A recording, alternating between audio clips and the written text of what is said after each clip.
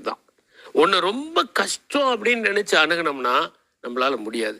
நம்மளால சாத்தியம் அப்படின்னு நினைச்சு அணுகுனோம்னா எவ்வளவு பெரிய காரியமும் மற்றவங்க வியக்கக்கூடிய காரியமும் சாத்தியமாயிரும். அதனாலதான் நம்ம என்ன பண்ணணும்னா, முதல்ல நம்ம மனசுல ஒரு விஷுவலைசேஷன் பண்ணணும். ஒன்ன செய்யறதுக்கு முன்னாடி இது நம்மளால முடியும், இது சாதாரணமான விஷயம். இப்ப ஒருத்தன் ஓடுறான், மாரத்தான் ரேஸ் ஓடுறான், ஒரு குறிப்பிட்ட ஸ்டேஜ் வரைக்கும் அவனால ஓட முடிஞ்சது. ஆனா அதுக்கப்புறமும் ஓடணும், உடம்பெல்லாம் டயர்ட் ஆயிடுச்சு, ஆனா ஓடி முடிச்சான். ஓடி முடிச்சுட்டு வந்த உடனே எல்லாரும் ஆச்சரியப்பட்டாங்க, எப்படி உன்னால முடிஞ்சது? ஒரு ஸ்டேஜ்ல ரொம்ப டயர்ட் ஆயிட்டியே, அதுக்கப்புறம் எப்படி ஓடி உன்னால இந்த டிஸ்டன்ஸை கடக்க முடிஞ்சது? சொன்னா, நான் பாதி தூரம் என் காலால ஓடினேன், மீதி தூரம் என் மனசால ஓடினேன் அப்படின்னா.